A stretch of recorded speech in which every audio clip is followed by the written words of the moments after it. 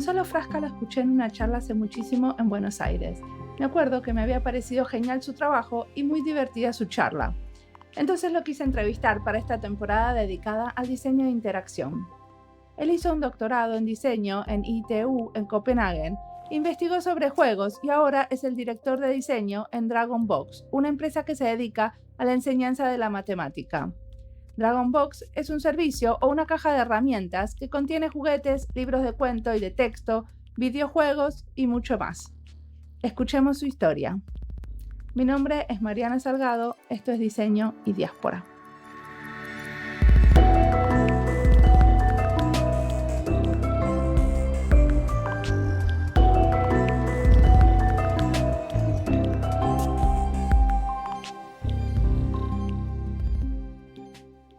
Me llamo Gonzalo Frasca, soy director de diseño de DragonBox, que es una empresa noruega. Nos gusta llamarnos un estudio pedagógico. Hacemos muchas cosas para aprender. Cosas que supuestamente son difíciles, pero en realidad, cuando se explican bien, no suelen ser. También soy catedrático de videojuegos de la Universidad Orts en Uruguay. Y hago bastantes cosas, pero esas son las dos principales. ¿Y qué estudiaste? Bueno, empiezo por el Jardín de Infantes, una escuelita Montessori.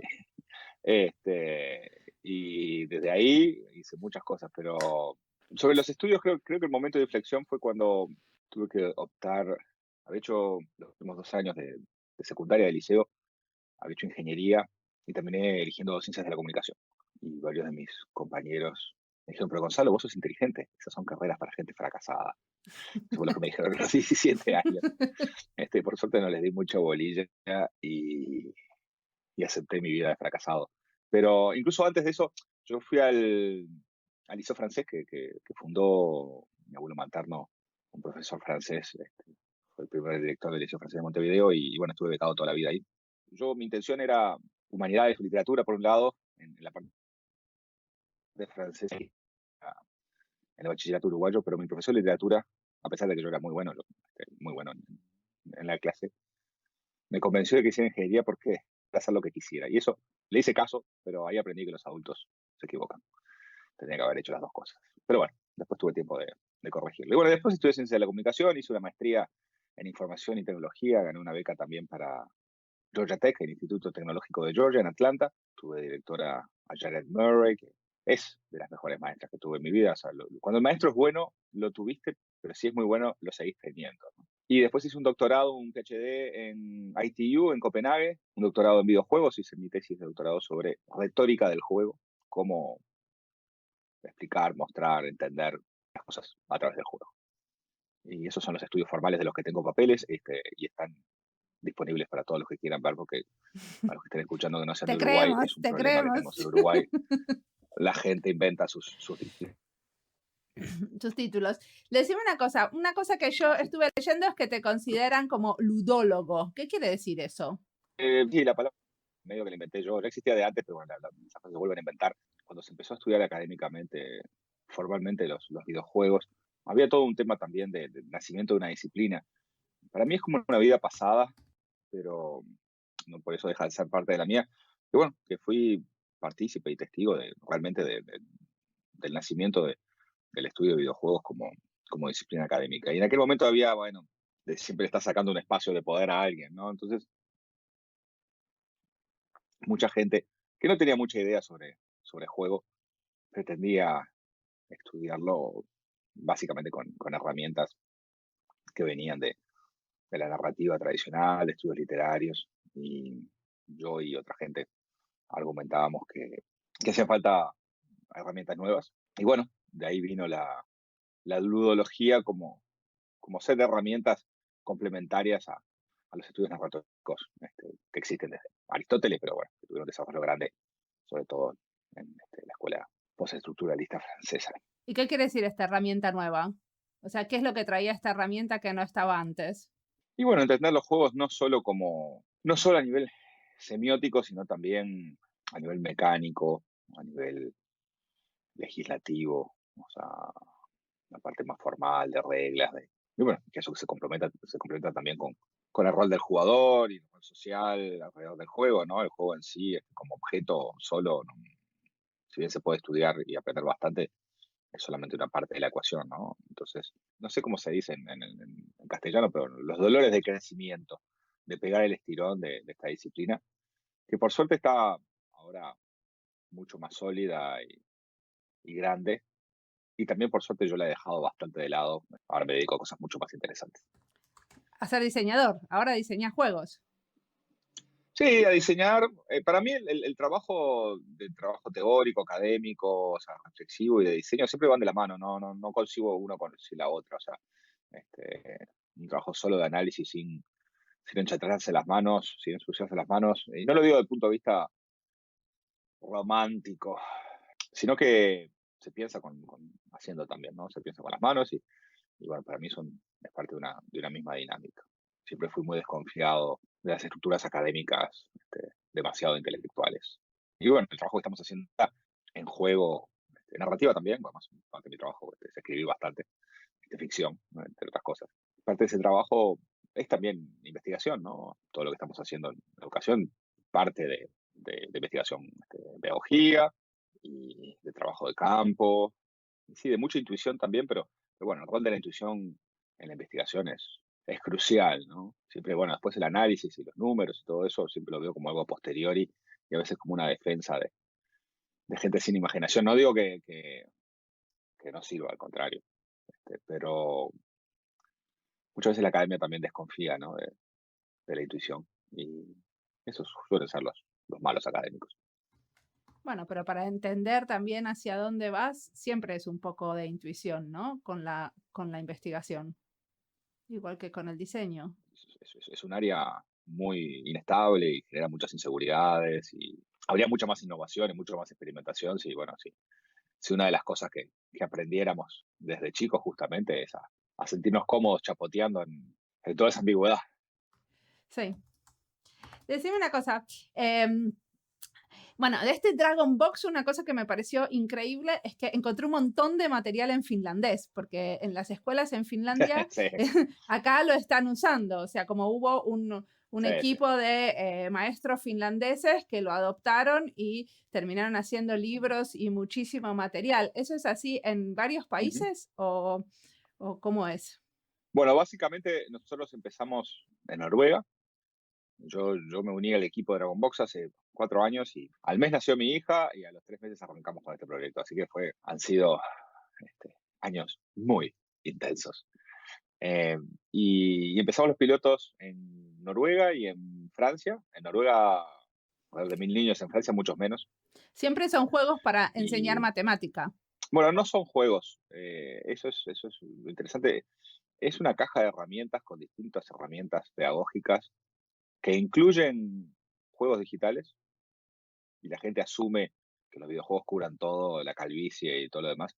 O sea, hay un componente de videojuegos que capaz que es un 20%, un 30%, pero también hay libros de texto, varios, libros de cuentos, varios, hay juguetes, hay juegos, hay dominó, o sea, hay manipulativos físicos, regletas, o sea, hay varios objetos también, lo que decía hoy, de pensar con las manos, con el cuerpo, ¿no? O sea, esa cosa de pensar, es imposible no pensar con el cuerpo, ¿no? Yo no puedo dar clase, conferencias, reflexionar sin caminar, por ejemplo. Es algo que me parece absolutamente contra natura.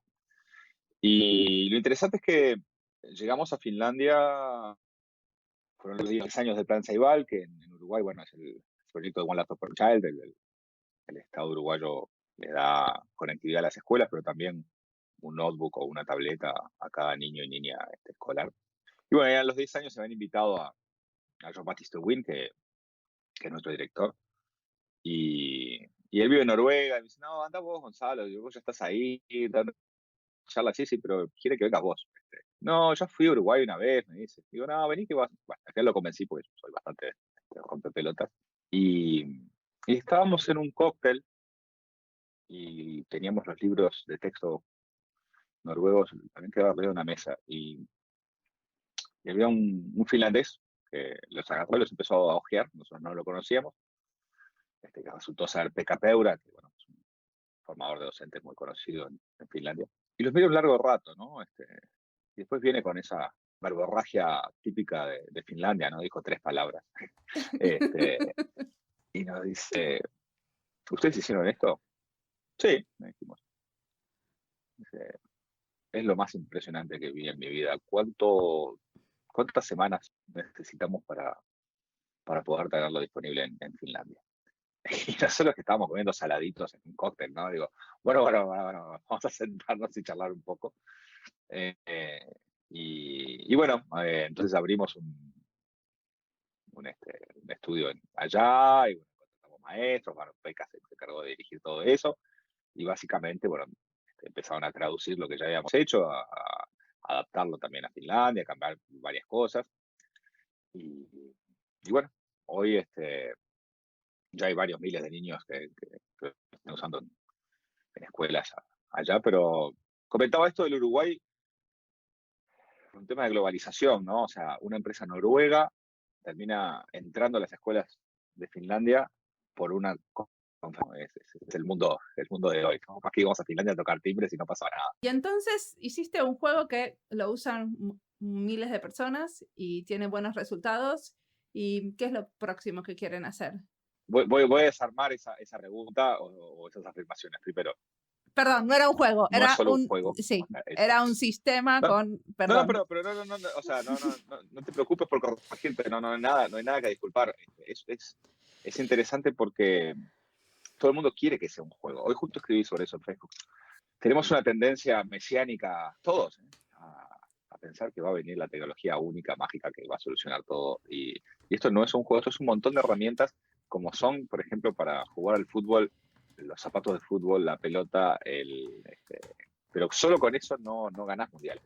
Eso es importante de entender, todos, ¿no? Nuevamente, no te lo estoy explicando a ti, sé que lo entendés, sino, y que todo el mundo lo entiende cuando lo decimos de esa manera, pero inconscientemente desde padres, maestros, políticos, todos queremos así la bala mágica que solucione todo, ¿no? Y yo trabajo con, bueno, diseñadores, somos 6, 7, o sea, pero también nosotros, ¿qué quiere decir ser diseñador? O sea, sí, metemos la cuchara en el método, distintos grados, eh, pero bueno, no es un trabajo mío solo, eso también lo aclaro, sobre todo en Uruguay, donde también está esa cosa de pensar, mirá, este uruguayo, qué crack, solo está metiendo un gol en Finlandia, solo yo no hubiera hecho absolutamente nada. Los problemas complejos no los puede enfrentar eh, gente sola, por más buena o mala que sea.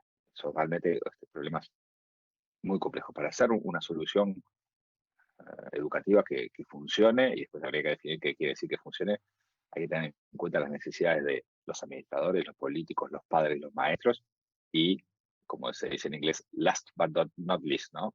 Y los niños. Entonces, es realmente súper complejo y hay un montón de partes móviles, de ingredientes en esa ecuación y la gracia es cómo hacer malabarismo con todo eso. Bueno, ahora voy a la pregunta ¿qué es lo que viene después? Esto ya es trabajo para varias vidas. Ayer nos llegaron los PDFs de los libros de texto de tercer año de escuela, ya estamos trabajando en cuarto año de escuela, o sea que ya nos estamos acercando a los 6 grados para cubrir todo el programa de matemáticas de escuela. Y yo rearía todo de vuelta. O sea, no son productos, hay que pensarlos como servicios, son cosas que están vivas. Y no lo digo nuevamente por romantizar, en el sentido que constantemente hay que estarlos mejorando, adaptando, encontrando problemas. Los productos funcionan en un ecosistema y el ecosistema cambia. Yo a veces uso el ejemplo, ¿no? de que no me gusta el helado de chocolate, pero cada tanto pido helado de chocolate, no para ver si cambió el gusto del chocolate, sino para ver si cambié yo. Y los humanos vamos cambiando, los sistemas educativos, la gente, los niños, los maestros. Eh, es una tarea titánica. O sea que con esto yo creo que por lo menos para 20 años más de trabajo tenemos. ¿Y cómo es el equipo? O sea, me dijiste que eran 6 o 7, pero ¿cómo se forma? No, 6 o 7 como diseñadores formales, quizás menos, pero ahora somos unos 25.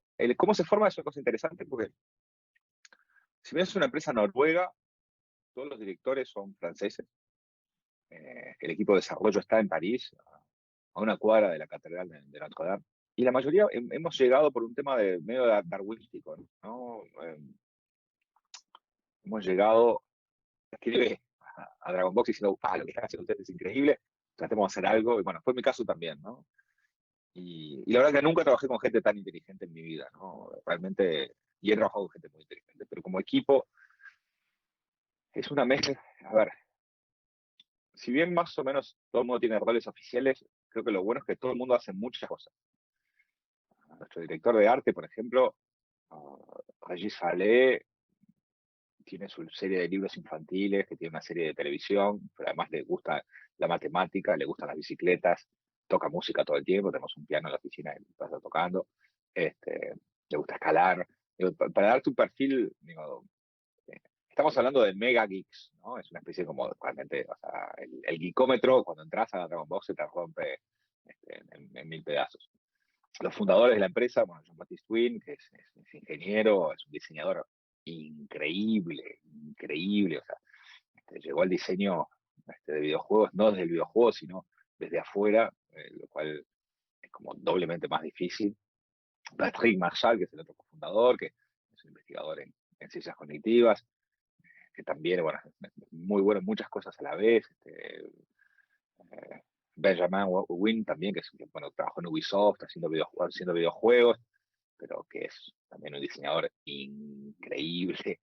Eh, Creo que somos 25 personas, creo que hay un 20% que tenemos doctorados, que además somos investigadores, tenemos, otro 20% son maestros, ponele que otro 20% son desarrolladores, ingenieros, varios de los ingenieros también tienen estudios de investigación, ¿no? O sea, todo el mundo hace un poco de todo, o sea, eso es lo bueno y también lo desafiante, ¿no? Porque cuando todo el mundo es muy inteligente y muy bueno en lo que hace, las discusiones son largas, pero bueno, realmente, o sea, no, yo sé que es un tropo, así, un estereotipo del capitalismo, hablar de qué fantásticos son los equipos de trabajo, pero en este caso realmente, todo el mundo, mira, todo el mundo que está ahí podría estar haciendo muchísimas otras cosas que le gustara y por infinitamente más dinero.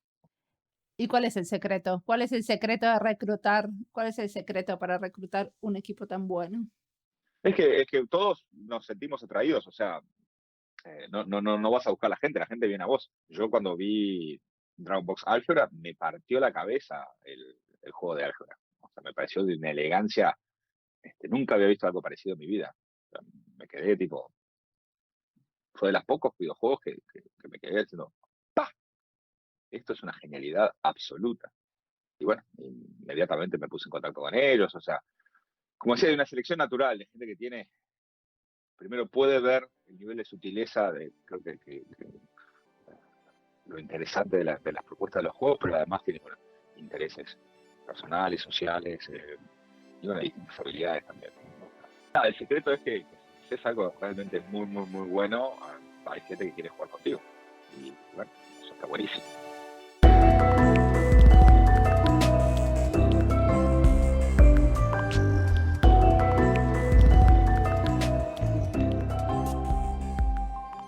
Una de las cosas que cuenta Gonzalo es que está muy contento con su equipo. Lo valora mucho por la diversidad y la profesionalidad. Y nunca se puede acentuar lo suficiente el valor del equipo de trabajo. Si uno se siente que está aprendiendo, hay buena sinergia y salen nuevas ideas, es genial. Cuando pienso que tengo que cambiar de trabajo, una de las cosas que más me molesta es pensar en tener que volver a construir prácticas de colaboración con otros. En nuestro equipo trabajamos muy bien juntas, somos eficientes y a la vez hay mucho espacio para ser creativas. Aprendimos de a poco a conocernos y ver en qué somos mejores cada una.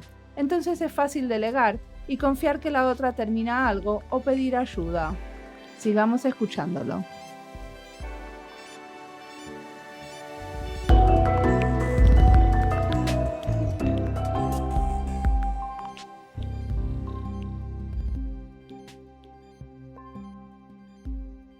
Y aparte de esto que está buenísimo, también antes hiciste un juego que fue muy reconocido como un juego político, ¿no? Después del ataque de las torres el 11 de septiembre. ¿Querés contarnos de eso? Bueno, puedo contarles mi pasado de diseñador político. Hice varios juegos, más conocido se llama September 12, 12 de septiembre. Bueno, yo también soy diseñador, pero bueno, un equipo de 6 personas trabajó en ese proyecto y es raro, es un juego que hicimos hace ya más de 15 años, ¿no? Y, y tomó vida propia, ¿no? Ahora acabo de llegar de Sudáfrica, donde había una exposición y bueno, y estaba otro de esos juegos. Y era muy raro estar ahí. Es algo que yo ya no tengo en la mente, ¿no? Es algo que hice. Yo era otra persona, literalmente. Y, ¿y de qué voy a hablar? Y tuve una reunión antes de la exposición, esto que era un festival de arte, uno de los más grandes de África, se llama el Makanda Art Festival en Grahamstown. Antes de la reunión, yo siempre que cuando viajo, trato, bueno, de hablar con maestros, visitar escuelas, hablar con académicos, y era justo el receso allá, pero me consiguieron una reunión en la Universidad Nelson Mandela en Puerto Elizabeth. Entonces fui a ver un investigador en pedagogía matemática justamente, y le estuve mostrando lo que estábamos haciendo, y bueno, le gustó mucho, y bueno, viendo a ver si podíamos hacer algo juntos. Y cuando salí de la reunión, claro, me di cuenta, o sea, que en realidad yo sigo haciendo juegos políticos. Lo que estamos haciendo en Noruega, en Finlandia, y bueno, las intenciones hasta lo global, ¿no? Es tremendamente político. Tratar de enseñar varias cosas, no solo la matemática, sino no tener miedo a la matemática y que tiene un impacto social que puede ser realmente muy grande. Nosotros, además de los 3 países europeos donde trabajamos, hemos asociado con una fundación que se llama Teach the World, y esa fundación, bueno, trabaja en escuelas y con niños de la calle en Pakistán y en campos de refugiados en Bangladesh. Y el mes pasado hablaba con su directora pedagógica, bueno, que había estado justamente en uno de estos campos de refugiados, y se encuentra con una madre, y la madre dice, tú sos de Dragon Box, y dice, bueno, sí, más o menos. Me encanta. Y le pregunta a la madre, ¿tú jugás? Y dice, no, no, mi hijo juega. Ay, pero entonces, ¿por qué te gusta tanto? Y dice, no, porque desde que empezó con el juego de sumas y restas, yo ahora lo llevo conmigo al mercado y ya no me estafan más. Y, y bueno, o sea, eso como que nos dejó a todos muy impactados, porque no lo teníamos, nunca lo habíamos pensado así, no digo, no solo dar poder a los niños, sino también a las mujeres, a las familias. Pero el impacto económico que puede tener en una familia, el hecho, bueno, de que no te estafan con el vuelto en hacer las compras cotidianas, ¿no? Y, y si bien, bueno, uno siempre recuerda las historias positivas, y no necesariamente cuenta los fracasos o los problemas que puede tener una solución, esas son también las que te motivan a seguir adelante. Entonces, clarísimamente, volví de Sudáfrica dándome cuenta que, bueno, que uno no cambia tanto tampoco, y que sigo haciendo juegos políticos, solo que en vez de estar enojado con Bush o con quien fuera, eh, ahora estoy enojado con cosas más abstractas, pero a la vez creo que los juegos son mucho más prácticos y mucho más medibles su impacto. Bueno, también justamente la enseñanza en matemáticas es como más fácil de medir, ¿no? Que otras cosas. Es, bueno, es una buena pregunta, porque no, sí, parece más fácil de medir, pero generalmente lo que se mide es lo más fácil. A ver, voy a tratar de explicar un poquito. Sí. Nuestras herramientas tratamos de hacer foco no solo en la parte técnica, sino también en el pensamiento matemático. Nosotros, uno de los libros que usamos en Finlandia y en Noruega con niños de 7 años, de 8 años, es un libro de matemáticas donde no es tanto las operaciones que tenés que hacer, sino lidiar con la ambigüedad, ¿no? Te preguntamos preguntas que tienen muchas respuestas posibles. Pues las matemáticas son un sistema operativo para entender el mundo, no son solo herramientas para resolver problemas. Herramientas para resolver problemas concretos de una sola respuesta, eso las máquinas cada vez lo hacen mejor. Eso no es lo medible, y eso es lo que suele medir la escuela, pero me atrevo a decir que, si bien no deja de ser importante, no es lo más importante. Lo más importante es usar la matemática para, por qué, cuáles son, discernir información relevante, generar hipótesis. Buena parte de la inteligencia humana está en tratar de predecir el futuro. Suena a ciencia ficción, pero los hechos, no solo, porque también queremos entender, pero tiene un componente predictivo. Bueno, ¿qué va a pasar si yo hago esto, esto? Hay más chances o menos chances de que suceda lo que yo quiero. Y eso es lidiar con el caos, con la complejidad del mundo. Bueno, la matemática permite también, en inglés hay una expresión que se llama educated guess, ¿no? O sea, poder adivinar, pero de una manera un poco más acotada, ¿no? Y bueno, entonces, sí, es más fácil medir si una niña sabe sumar y restar números de 2 dígitos. A mí en particular me preocupa más si esa niña, cuando alguien le dice un tren sale del norte de Uruguay a tal hora y otro sale de Montevideo a tal hora, que se cruzan, que la niña le diga, los trenes en Uruguay no, nunca salen en hora, los trenes en Uruguay tienen un sindicato que se dedica a destruir cualquier posibilidad de que funcione el tren, las vías en tal lado están cortas por esta razón y por esta otra, o sea, que muchas veces es lo que los niños en las escuelas, está lleno de internet de memes, de respuestas así, respuestas del sentido común, donde responden la pregunta y no lo que el maestro quiere escuchar. Y nosotros queremos trabajar con esos niños, porque esos son los niños inteligentes. O sea, los demás son mucho más militares, hacen lo que se espera de ellos. No digo que no digo que haya que ser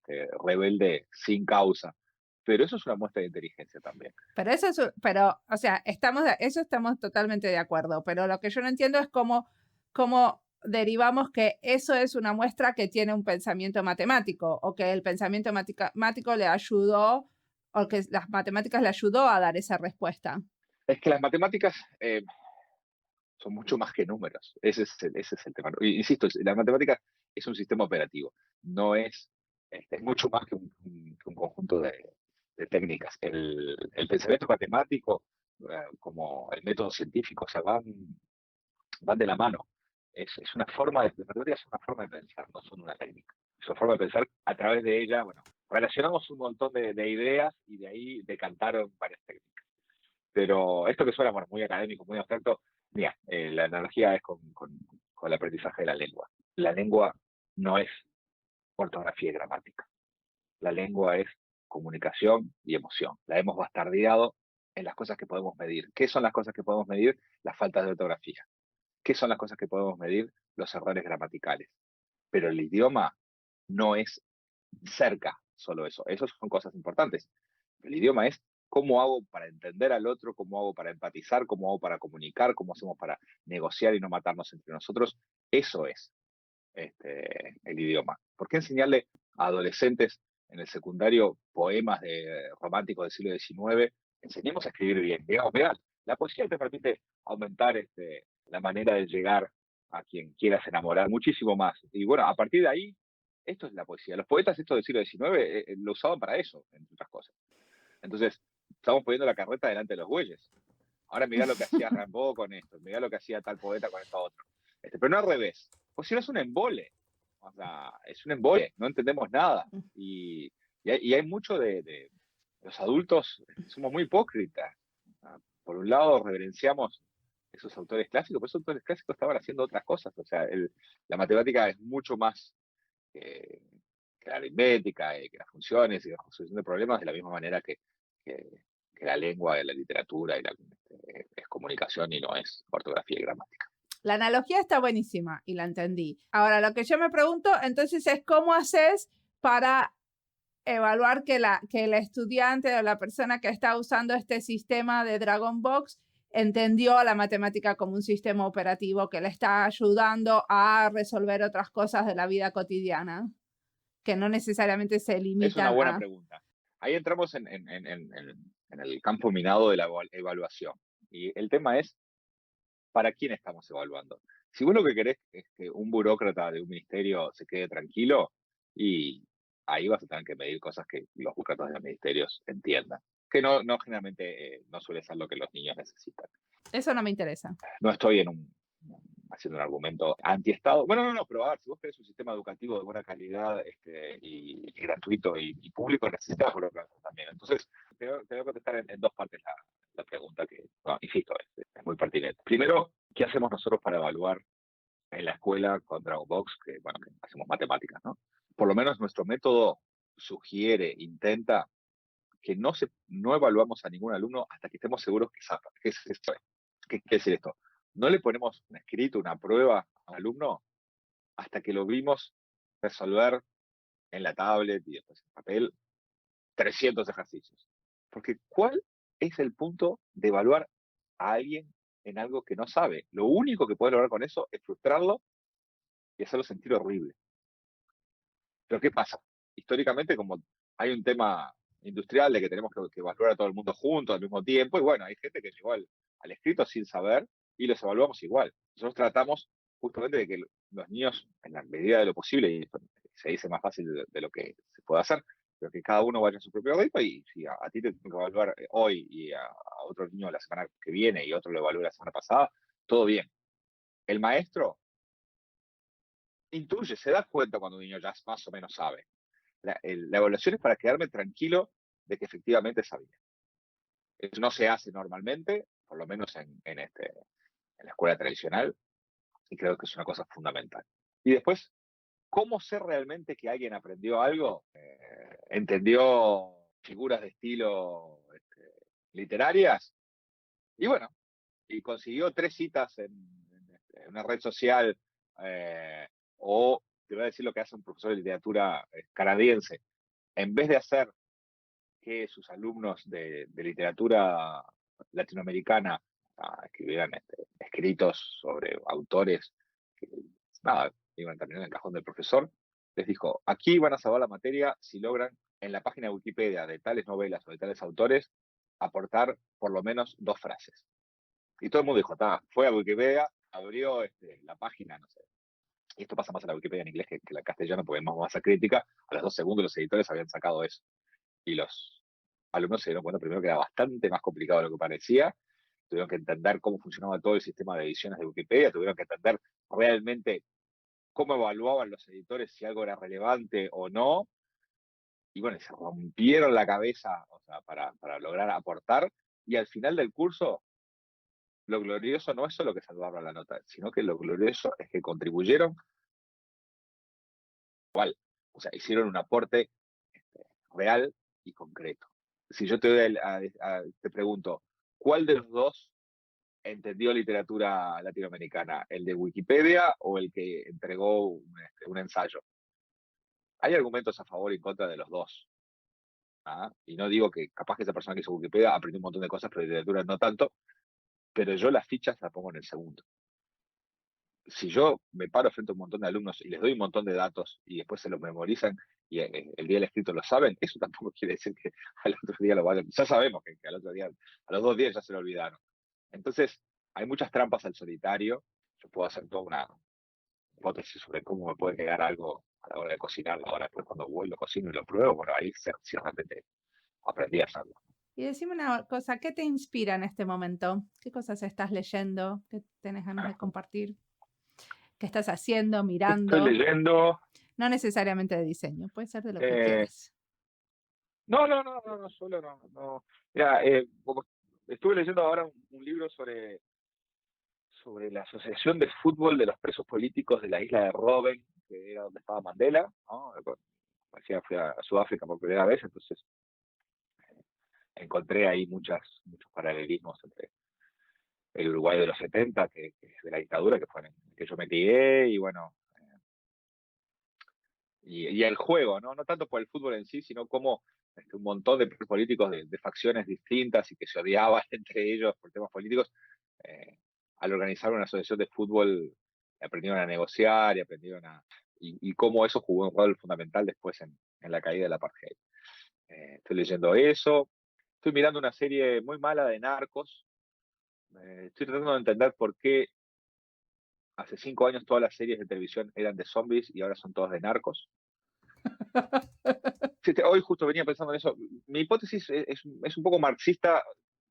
Yo creo que las series de narcos son series capitalistas de emprendedores, pero que en vez de ser de Elon Musk, son de clases sociales que normalmente no llegan al emprendedurismo, ¿no? Y no quiero romantizar el narcotráfico, porque es terrible también, pero el capitalismo también es terrible en otras medidas. No digo que sea lo mismo, pero sí encuentro paralelismos. Yo veo todas estas organizaciones de narcos y siempre todas las historias son las mismas, ¿no? El muchachito que logra a fuerza de ingenio y en el fondo de buen corazón ascender en el narcotráfico. Hay una promesa. Yo sé que el emprendedurismo a mi clase le está negado prácticamente, pero dentro de este mundo sudaca de narcos tengo un espacio. Y ahí no es te vas a ganar la lotería, sino si te esforzás y trabajás dentro de una organización criminal absolutamente desagradable, podés llegar a los excesos de consumo que el capitalismo te ofrece. Es un poco como la promesa del fútbol. Sí, a los 5 años ya sabía que el fútbol me divierte, lo que sea, pero que no era lo mío. El narcotráfico, uno quiere creer que puede ser más malo que el malo. Después entras ahí te comen 2 panes igual, pero bueno, es verdad, pero creo que funciona mejor porque en el papel, en teoría, todos somos buenos narcos y estoy seguro que no es el caso. Ok. Bueno, te agradezco muchísimo la entrevista. No, por favor. Bueno, ha sido un placer. Un placer. Y no sé quiénes son tus escuchas, pero les mando saludos. Buenísimo.